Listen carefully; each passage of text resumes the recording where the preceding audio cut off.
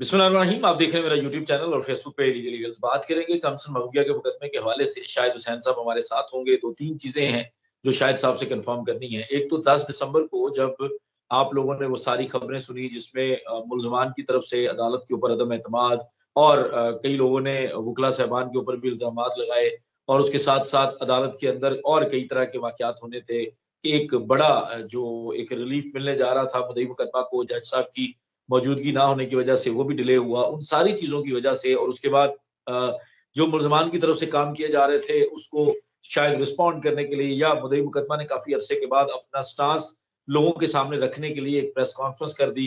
उन सारी चीज़ों के दरमियान में वो फैमिली कोर्ट का मुकदमा जो है, वो किसी को याद नहीं रहा। उसके ऊपर हर कोई जिस तरह सारे लोग हर चीज़ पर बात करते हैं, उस पर कोई बंदा बात नहीं कर सका। उस फैमिली कोर्ट के हवाले से शायद भाई से पूछेंगे क्योंकि ये वहाँ पर मौजूद होते हैं, इनके पास डिटेल होगी। और दूसरी एक बड़ी कंट्रोवर्सी सुनने में आ रही थी जिसके ऊपर मैंने पहले भी बात की थी, वो तो मैंने आप लोगों को बता दिया कि असल में सईद रेंद की तब्दीली से लोगों के खदशात, तहफ़्फ़ुज़ात, उनको खतरात क्या हैं, जिन लोगों ने चीखना चिल्लाना शुरू कर दिया था सईद रेंद के तबादले के ऊपर और कुछ संगीन किस्म के इल्ज़ामात लगाए। मतलब ये इन लोगों का शेवा है, एक बंदा कराची से बैठता है, एक लाहौर से, इस तरह से हमारी अदालतों को कंट्रोवर्शियल बनाना, हमारी अदलिया के ऊपर हमला करना, जजेस को मुतनाज़ बनाना, हमारे जो वकला साहबान या जो लोग इस केस के साथ जुड़ते हैं, उन लोगों को मुतनाज़ बनाना, ये सारी अटेम्प्ट चलती रही हैं। उस चीज़ के बारे में हम पूछेंगे चूँकि शाहिद हुसैन साहब कराची में मौजूद हैं कि सईद रिंद के तबादले की असल कहानी क्या है, वो इस वक़्त कहाँ पे हैं और ये केस की फ़ाइल उनसे अभी तक ली जा चुकी है या नहीं ली जा चुकी। शाहिद भाई आपका बहुत शुक्रिया। मैंने काफ़ी सारी चीज़ें खुद ही बोल दी, लेकिन मैं ये चाह रहा था कि अब आप हमें इन 2 चीज़ों के बारे में कन्फर्म करें। एक तो जो उस दिन फैमिली कोर्ट का मुकदमा था, उसके अंदर क्या हुआ? क्योंकि उसको ना आपने रिपोर्ट किया, ना बाकी दोस्तों ने उसके ऊपर बात की और उसके बाद सईद रिंद के ऊपर आएँगे। सर आपका बहुत शुक्रिया। देखिए सबसे पहले मैं कहता हूँ कि सईद रिंद साहब की बात कर लीजिए तो ज़्यादा बेस्ट रहेगा, क्योंकि मामला ये है कि लोगों ने इस तरह उसको रिपोर्ट किया या इस तरह एक पेश करने की कोशिश की लोगों के सामने कि देखें जी सईद रिंद को जो है वो दबाव की वजह से उसका तबादला किया गया, दबाव की वजह से जो है वो उससे केस लिया गया या उसका तबादला करने की वजह से बहुत सारे लोगों को फ़ायदा हो सकता है। बेशुमार यानी कि पीपल्स पार्टी के हवाले से बात की गई कि देखिए जी पीपल्स पार्टी की दबाव है, कुछ लोगों का असर है जिसकी वजह से सईद हिंद को केस से हटा दिया गया, उनका तबादला कर दिया गया। मैंने सर मुख्तलिफ अपने सोर्सेज़ से इतने दिन से मालूमात ले रहा था। आज जो मुसद्दक़ा इत्तलात हैं, अब तक इस केस से सईद हिंद साहब को नहीं हटाया गया। यानी कि ये जो केस है मुग़विया ज़हरा काज़मी का या मुल्ज़मान ज़हीर का, उनका केस अब तक जो है नहीं लिया गया है, बल्कि फ़ाइल भी उन्हीं के पास है और केस की जो अब तक निगरानी है बहैसियत तफ्तीशी अफ़सर वही कर रहे हैं। फ़िलवक़्त उनसे केस नहीं लिया गया, उनका ट्रांसफ़र जो है एसआईयू यानी कि स्पेशल इन्वेस्टिगेशन यूनिट जो है, वहाँ से उनका ट्रांसफ़र हुआ है एक मामूल के मुताबिक जिस तरह ट्रांसफ़र होता है। वो थाना बगदादी का इलाका है, लियारी का आपने नाम सुना होगा। लियारी के इलाके में एक थाना बगदादी है, वहाँ के एसडीपीओ लगे हैं, यानी कि उनकी प्रमोशन हुई है। वो ऑपरेशनल पुलिस में बाकायदा तौर पर आ गए हैं। पहले इन्वेस्टिगेशन यूनिट में थे, लेकिन अब प्रमोशन हो गई है। अब बाकायदा तौर पर वो जो ऑपरेशनल पुलिस है, जो मामूल की कार्रवाइयाँ पुलिस करती है, उसमें ही वो जो है वो ड्यूटी अंजाम देंगे। बाकी कल भी मैंने एक कोर्ट में उनको देखा था, वो बाकायदा तौर पर एसडीपीओ के तौर पर ही अदालत में पेश हुए और उसके बाद फिर 19 तारीख को यानी कि 19 दिसंबर को ये केस जो जज इलियास मेमन साहब हैं उनकी अदालत में ये केस समाअत के लिए मुकर्रर है। तो सईद रिंद साहब भी आके जो पेशरफ्त होगी वो बहैसियत तफ्तीशी अफ़सर वहाँ अदालत में पेश होंगे। अब मुस्तकबिल में शायद जैसे एसडीपीओ की आपको पता है ज़िम्मेदारियाँ बढ़ जाती हैं, उनके पास केस और ज़िम्मेदारियाँ शायद मज़ीद बढ़ जाएँ, तो हो सकता है ये केस इनसे ले लिया जाए, लेकिन फ़िलवक़्त उनसे केस नहीं लिया गया और ना ही उनको इस केस में किसी की दबाव की वजह से मुझे ज़राए ने बताया कि हटाया गया है। एक मामूल की कार्रवाई थी, अफ़सरान की इस तरह मुख्तलिफ जो ज़िली यूनिट्स हैं पुलिस के, सिंध पुलिस के, उनसे इनकी तकर्रियाँ तबादले होते रहते हैं। लेकिन कोई ये अनहोनी बात या कोई दबाव या प्रेशर वाली बात मेरे ज़राए ने इस बात की तस्दीक नहीं की। मैंने मालूमात ली है, उनका कहना था कि 19 तारीख को वो खुद पेश होंगे और इसके अलावा वो केस की निगरानी खुद ही कर रहे हैं। क्योंकि इन्वेस्टिगेशन हो चुकी है और जो तहकीकात थी, जितनी मुकम्मल करनी थी, जिस तरह करनी थी, वो तो लोगों ने भी देखा वो पूरी हो चुकी है। अब चालान जमा हो चुका है, चालान मंज़ूर भी हो चुका है, अब चार्ज फ्रेम होगा और चार्ज फ्रेम के बाद केस की कार्रवाई आगे बढ़ेगी। तो इस दौरान मेरा नहीं ख्याल कि कोई तफ्तीशी अफ़सर ने लगाया जाएगा, क्योंकि कोई तफ्तीश के लिए मामला बना ही नहीं है। मिसाल के तौर पर अगर हम अपने लोगों को थोड़ा-सा और अगर तफ़सील से बताएँ, देखिए ज़हीर और शब्बीर या नूर भी मरकज़ी मुल्ज़िम थे। ज़हीर और शब्बीर जब उनकी ज़मानत मुस्तरद हुई थी कोर्ट से, तो अगर पुलिस को रिक्वायर्ड होते, पुलिस को अगर उनसे मज़ीद तहकीकात करनी होती, अगर पुलिस समझती कि इनसे मज़ीद तहकीकात करनी है, तो अदालत से रिमांड की इस्तदा करती, क्योंकि पहले उन्होंने अबूरी ज़मानत ली थी और अबूरी ज़मानत के दौरान पुलिस कुछ कर नहीं सकती थी और 161 का एक बयान आपने देखा, शब्बीर का अलग देखा, ज़हीर का अलग देखा। इसके अलावा कोई और तफ्तीश के हवाले से हमने कोई चीज़ नहीं देखी जिसमें पुलिस की कोई फुर्ती या कोई ऐसी चीज़ नज़र आई हो जिसमें पुलिस ने दावा किया हो कि हाँ, ये तहकीकात इस तरीके से उनसे हमने की है। तो मज़ीद अगर कोई तफ्तीशी अफ़सर तैनात भी किया जाता है, तो मेरा नहीं ख़्याल कि वो कोई सूदमंद या फ़ायदेमंद होगा या इस केस को ख़राब करेगा या मज़ीद मज़बूत करेगा। कोई जवाज़ बचा नहीं है, क्योंकि तफ्तीश मुकम्मल हो चुकी है, अब मामला ट्रायल के लिए बढ़ गया है। तो अगर शायद फ़ाइल की निगरानी करना या शवाहिद-ओ-सबूत जिस तरह पेश करने हैं या गवाहों को लाना होता है, ज़ाहिर है जब ये भी बहैसियत गवाह भी तफ्तीशी अफ़सर, आपको याद है कि सबसे आखिर में इनका बयान होता है तफ्तीशी अफ़सरान का।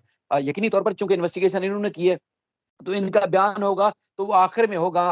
वो अगर कहीं भी चले जाते हैं, यानी कि इनका पाकिस्तान से भी बाहर अगर इनको भेज दिया जाए, तब भी जो इनका बहैसियत तफ्तीशी अफ़सर जिस तरह इन्होंने स्टेटमेंट रिकॉर्ड किए थे और जो-जो कुछ किया, जो इनके हाथ में था, तो वो इनका बयान रिकॉर्ड ज़रूर होगा जब दूसरे गवाहों के बयानात मुकम्मल हो जाएँगे। लेकिन फ़िल वक़्त जो एक भोंडा इल्ज़ाम है, कह सकते हैं कि मुख्तलिफ लोगों की तरफ से हवा दी गई है, लेकिन ऐसा कुछ नहीं है कि किसी दबाव की वजह से किया जा गया है उनका तबादला। अच्छा, एक और सर बात जो फैमिली कोर्ट का आप तज़किरा कर रहे थे, क्योंकि फैमिली कोर्ट में आपको याद होगा कि पहले एक मुल्ज़िम ज़हीर की तरफ से दरख़्वास्त दी जाती है और बेशुमार उसने इल्ज़ामात भी लगाए और दावे भी किए और कहीं हक़ जताने की कोशिश भी की। उसके जवाब में फिर एक आपने दरख़्वास्त भी देखी होगी, मेहदी काज़मी साहब ने उस दरख़्वास्त के ऊपर तफ़सील से उनके अपने वकील के ज़रिए जवाब जमा कराया था।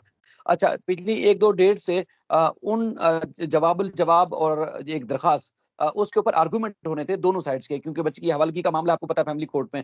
तो वो जो गुज़श्ता समाअत थी, एक तो 10 दिसंबर को बच्ची की हवालगी से मुताल्लिक दरख़्वास्त की समाअत नहीं हो सकी ट्रायल कोर्ट में। फिर उसके बाद फिर आपने देखा कि जो एतराज़ात उठाए गए थे मुल्ज़मान की तरफ से कि ये अदालत चार्ज फ्रेम नहीं कर सकती, उस पे भी कार्रवाई नहीं हो सकी क्योंकि जज साहब रुखसत पर थे और बच्ची की हवालगी के हवाले से भी जो दरख़्वास्त दी गई थी, चाइल्ड प्रोटेक्शन यूनिट की रिपोर्ट आ चुकी है, उस पर भी कोई कार्रवाई नहीं हो सकी। और इस तरह और भी 2-4 मामला थे जिस पे नहीं हो सकी। लेकिन उसमें ऊपर से ये हुआ कि नूर बीबी साहिबा जो है वो पहुँच गईं और उसके बाद उन्होंने अदालत से जो ज़मानत है वो हासिल कर ली है। लेकिन इस कोर्ट में चूँकि अर्जेंट में ले गई थी दरख़्वास्त गुज़ार की जो वकील साहिबा है उनकी तरफ से, तो इसलिए 24 दिसंबर की डेट फिक्स हुई। अब 24 दिसंबर को फैमिली कोर्ट में मज़ीद कार्रवाई होगी, यानी कि दोनों साइड्स के वुकला दलाइल देंगे और मज़ीद कार्रवाई 24 दिसंबर को होगी फैमिली कोर्ट में। लेकिन फ़िल वक़्त ट्रायल कोर्ट की अगर हम बात करें तो ट्रायल कोर्ट में जो फिक्स किया गया है, एक तो आपको पता है कि कॉपी सप्लाई शायद नूर बीबी को की जाए, चूँकि हो सकता है क्योंकि उन्होंने दूसरी अदालत से ज़मानत अगर ली है, तो इस अदालत में बाकायदा तौर पर सरेंडर करने के बाद अब इनके जो एक जो चार्ज फ्रेम से पहले जो कागज़ी कार्रवाई होती है, इनके हवाले से पूरी होगी और इनकी ज़मानत कन्फर्मेशन के ऊपर भी दलाइल हो सकते हैं।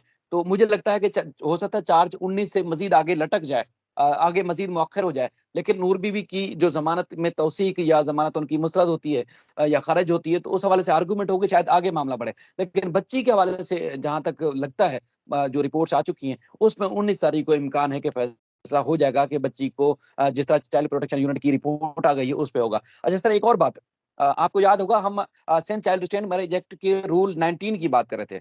आपने पूरे जी। रूल्स के जो उसकी सब क्लास हैं, आपने सारी वो भी पढ़ के बताई थी। उसमें एक ये भी लिखा हुआ है कि उसमें मुल्ज़िम साइड को नहीं सुना जाएगा।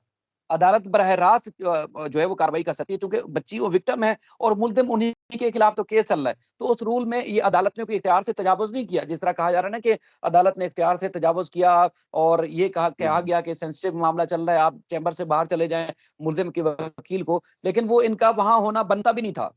चूँकि ये केस में एक जुज़वी पार्टी यानी कि एक गैर मौसर पार्टी के तौर पर आप उनको दरख़्वास्त में लिख ज़रूर सकते हैं, लेकिन चूँकि ये रूल 19 का जब हवाला दिया गया, तो रूल 19 में ये है कि इनको सुनने की अदालत पाबंद नहीं है कि इस दरख़्वास्त में इनको सुने और उसके बाद फैसला करे। तो ये भी एक लोगों को गुमराह करने की कोशिश की गई है।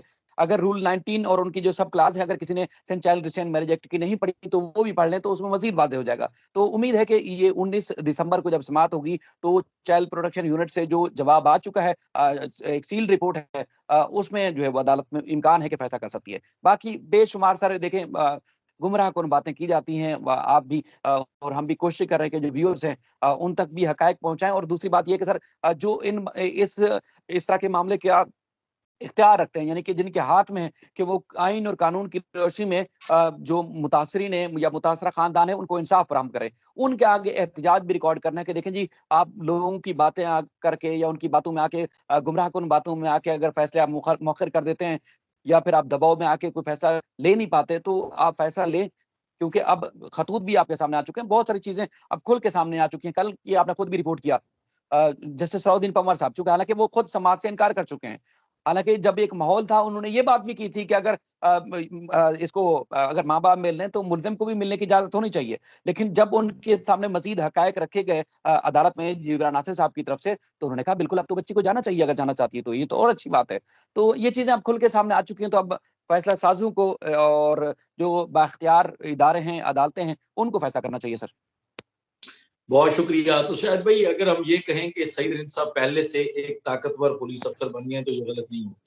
उनकी ताकत में इज़ाफ़ा हुआ है।